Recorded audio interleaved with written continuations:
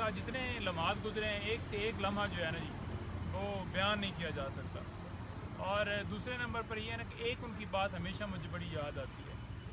وہ یہ آتی ہے کہ وہ کہتے تھے کہ جو دلیر ہوتا ہے نا جی ہمیشہ وہ لیڈر ہوتا ہے، بزدل آدمی جو ہے نا کبھی لیڈر نہیں بن سکتا. انہوں نے یہ جملے ہیں نا ہمیں ہمیشہ ہمت دیتے ہیں، طاقت دیتے ہیں، اور پھر ہم اسی وجہ سے فرنٹ پر آ کر ساری کیسز کے حوالے سے تھوڑا سا بتا دوں تو آج ایک تو ہم نے جو درخواست دی تھی خان صاحب کے حوالے سے کہ محفوظ کھانا جو ہے وہ دیا جائے، اور ہم یہ کہہ رہے تھے کہ ان کے اوپر مینٹلی طور پر ٹارچر کر کے ان کو جو ہے ایک ایسے سیل میں قید کیا گیا ہے جہاں پر ان کی موومنٹ کے اوپر بھی واک کرنے کی ان کو اجازت نہیں ہے، نماز پڑھنے میں بھی ان کو دشواری ہوتی ہے. وہ بہت چھوٹی جگہ ہے جہاں پر رکھا گیا. جان کے خدشات ساری چیزیں لے کر ہم اسلام آباد ہائی کورٹ میں آئے. آپ کو پہلے بھی پتہ ہے کہ وزیر آباد والا حملہ ہو یا جو ہے جوڈیشل کمپلیکس کے اوپر حملہ ہو یا جو ہیلی کاپٹر میں آپ کو پتہ ہے کہ اس کے اندر جو فیول مکس کیا گیا اور پھر لینڈنگ کرنی پڑی اور بڑی مشکل سے اس دن جان بچی، یا پھر سلمان رشدی کا جو ہے وہ ایک پراپوگنڈا کر کے مذہبی طور پر ایک حملہ کرنے کی ایک سازش بنائی گئی ہو. تو یہ ساری چیزیں جوڑتی ہیں کہ اس وقت خان صاحب کی جان جو ہے وہ اس طرح خطرے میں ہے کہ وہ جن لوگوں نے مقدمات بنائے ان کی کسٹڈی میں ہیں اور ان کی حفاظت میں ہیں. تو ان سے تو ہمیں کوئی ایکسپیکٹیشن نہیں ہے کہ وہ کوئی اچھا سلوک کریں گے یا اچھا کوئی ان کے ذہن میں پلان وہ بنا کر بیٹھے ہوں گے. تو وہ ہماری درخواست یہاں پر آج سماعت ہوئی اور اس کے لیے نوٹس ہو گئے. دوسرے نمبر پر آج ہم نے جوڈیشل کمپلیکس میں پھر درخواست دی ہے کہ عمران خان صاحب کو طلب کیا جائے. کیوں نہیں طلب کیا جا رہا؟ طلب کرنا چاہیے کیونکہ کیس جو ہے آگے چل ہی نہیں سکتا، ایک پروسیڈنگ جو ہے وہ آگے چل ہی نہیں سکتی. تو کیس کے جو سماعت ہے اس کو جو ہے وہ چلانے کے لیے ان کی ریکوائرمنٹ ہے اور ان کو پیش کیا جائے. دوسری طرف آپ نے یہ بھی دیکھا کہ زبردستی جو ہے وہ خان صاحب کے وارنٹ نکال کر انہیں، حالانکہ اس وقت حملہ ہوا تھا وہ زخمی تھے، اور پیش کرایا گیا. 26 گھنٹے آپریشن کیا گیا. دوسرے لوگوں کو بھی وارنٹ نکلتے ہیں، لیکن آپ نے کبھی یہ دیکھا کہ ان کے بھی اسی طرح سے آپریشن ان کے گھروں میں کیے گئے ہوں؟ یوسف رضا گیلانی کے بیٹے کے اسی طرح سے وارنٹ نکلے. تو کیا آپ نے دیکھا کہ کوئی اس طرح کا ان کے گھر حملہ ہوا؟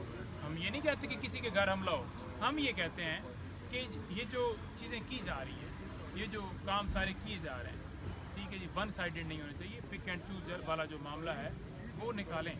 ایک طرف پریس کانفرنس کروائی جا رہی ہیں، زبردستی لوگوں کو جو ہے وہ ان کی وفاداریاں تبدیل کروائی جاتی ہیں، پہلے انہیں اغوا کیا جاتا ہے پھر اچانک سے برآمد کیا جاتا ہے، اور دوسری طرف پروٹوکول دیے جا رہے ہیں جلسے کروانے کے لیے. ان کو سرکاری جو ہے وہ مشینری فراہم کی جا رہی ہے کروانے کے لیے. اور آپ نے یہ بھی دیکھا کہ کے پی میں ایک جلسہ ہوا ہے، ضلع کے اندر 2 قانون ہیں، ایک کونے میں دفعہ 144 ہے اور ساتھ ہی جو ہے دوسرے کونے میں جلسے کی اجازت ہے. تو یہ لیول پلینگ فیلڈ تو نہیں ہے. آپ کیسے کہہ سکتے ہیں کہ صاف اور شفاف الیکشن ہوں گے جب آپ پاکستان تحریک انصاف کے خلاف اس طرح کی کارروائی رکھیں گے کہ ان کو جو ہے جلسے کی بھی اجازت نہیں ہے، ان کے لیڈران کو اٹھایا جا رہا ہے، کوئی جھنڈا اٹھاتا ہے اس کو اٹھا لیا جاتا ہے، کوئی غبارہ اڑاتا ہے اس کو اٹھا لیا جاتا ہے. تو پھر کیسے آپ کہیں گے کہ صاف اور شفاف الیکشن ہوں گے؟ سائفر کیس کے اندر 9 تاریخ کے لیے ضمانت جو ہے ہماری فکس ہو گئی ہے، اور ہم امید کرتے ہیں کہ ڈیلے ٹیکٹس جو ہے دوسری طرف سے پھر بہانے تو آئیں گے کہ فوراً اس کے اوپر فیصلہ دینا چاہیے. ایک طرف ٹرائل جو ہے اس کی سپیڈ اس طرح سے لگائی جا رہی ہے کہ ہم دیکھ رہے ہیں کہ اب کاپیاں تو تقسیم جو ہے ہونے کے لیے ڈیٹ فکس ہو گئی ہے، فرد جرم بھی لگے گا، باقی پروسیڈنگ بھی ہوگی. سزا دینے کی طرف یہ جانا چاہتے ہیں کہ عمران خان صاحب کو اس الیکشن میں وہ نہ ہو. لیکن یہ ان کی بھول ایسے ہو نہیں سکتا کیونکہ عدالتیں موجود ہیں، قوم جو ہے وہ جانتی ہے، قوم کا پریشر ان کے اوپر ان کو ایسے نہیں کرنا دے گا. ہم کھڑے ہیں، ہم انشاءاللہ ہر جگہ کے اوپر آواز اٹھا رہے ہیں. آج سوشل میڈیا کا دور ہے اور آپ لوگوں کی وسادت سے ہر جگہ پر ہمارا پیغام جا رہا ہے. ہم اس لیے انٹیمیٹ کر رہے ہیں اپنے لوگوں کو، قوم کو، جدھر جدھر لوگ موجود ہیں کہ یہ اس طرح کا ایک پلان جو ہے، جیسے کہ آپ کو پتہ ہے کہ توشہ خانہ کے اندر بھی اسی طرح سے ایک پلان ایگزیکیوٹ کیا گیا. تو یہ پلان ایک ایگزیکیوٹ کرنے کے لیے یہ سارا جو ہے ایک گیم رچائی گئی ہے. تو آپ سب کو جاننا پڑے گا کہ یہ گیم رچائی گئی ہے اور اس کے اوپر آواز اٹھانی ہے. ایسا نہ ہو کہ پھر دیر ہو جائے اور پھر اگر ان کو سزا دے کر اور پھر ہم آ کے ڈسکشن کرتے ہیں جی کہ وہ جی یہ اجلت سے چلایا گیا, تو یہ پہلے بات کرنی چاہیے. اور میں اس لیے کر رہا ہوں کہ یہ ان کے جو ہے وہ غیر قانونی غیر آئینی جو ہیں, جو ان کے مائنڈ کے اندر جو ان کے مقاصد اور ان کے پلان ہیں, ان کو ایکسپوز کر رہا ہوں کہ اس طرح کا ایجنڈا بنے کے بیٹھے. کوئی اور سوال ہے تو کر دیں. عثمان ڈار کے حوالے سے سر بتائیے گا. دیکھیں عثمان ڈار کی جو اسٹیٹمنٹ ہے نا جی, قانونی طور پر دیکھا جائے تو اس کی کوئی ویلیو نہیں. اعظم خان کی اسٹیٹمنٹ کی کوئی ویلیو نہیں ہے.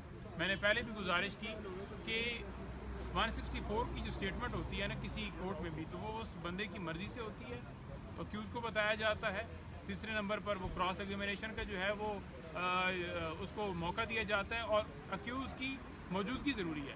اسی طرح سے عثمان ڈار کا جو ایک وہ کھیل رچایا گیا, تو یہ ایک یوں سمجھ کہ پارٹ 2 تھا. پہلا پارٹ 1 یہ تھا کہ ڈائریکٹلی برآمد کر کے پریس کانفرنس کروائی جاتی تھی. اب ایسا کیا کہ ایک پروگرام میں باقاعدہ طور پر شو بنا کر اور کہا گیا کہ آپ نے تھوڑے مثالے کے ساتھ جو ہے نا وہ باتیں کرنی اور ذرا ہنس کے بولنا ہے تاکہ محسوس یہ ہو کہ آپ پریشر کے اندر ہیں. ان کی ماں کا واضح بیان آ چکا ہے, تو پھر قوم تو جانتی ہے کہ یہ زبردستی کے بیان ہیں, ان کی کیا ویلیو ہے.